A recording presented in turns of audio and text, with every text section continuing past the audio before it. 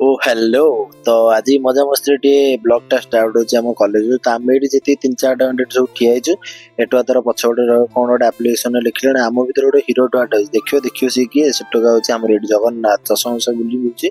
ଆଉ କଲେଜ ତ ଏଠି ବାୟୁମେଟ୍ରିକ ଦେଇକି ଆମ ମାନେ କଲେଜ ତ ଅଫିସିଆଲ ଭଳିଆ ଫିଲିଙ୍ଗ କରୁଛି। ଭାଇ ଟିକେ କଣ ମୁଁ ଆଇଲି ଲେଟରେ ଆଜି ମାନେ କ୍ଲାସକୁ, ମାନେ ସିଟ୍ ଦେଖୁଛ ତ ଆଗରେ ନାହିଁ, ଡାଇରେକ୍ଟ ପଛରେ ଆସିକି ଅଛି। ତ କ୍ଲାସ ସାରି ଦେଇକି ଆମେ ଟିକେ ବାହାରି ଯାଇଥିଲୁ ଲ୍ୟାବ୍ ଅଭିମୁଖେ। ତ ଆସିକି ଲ୍ୟାବରେ ଏଠି ପହଞ୍ଚିଲା, ଟେବୁଲଟା ଆମର ଦେଖୁଛ ତ, ଏଇ ଖାଲି ଟେବୁଲ ଏଇ ଟେବୁଲଟା ଦେଖ, ମାନେ ଏଟା କଣ କହିଲ ଲେଖା ଲେଖି ପାଇଁ ନୁହଁ, ଏଇଟା ଥୁଆ ହେଇଛି ଆମର ବ୍ୟାଗ୍ ଥୋଇବା ପାଇଁ।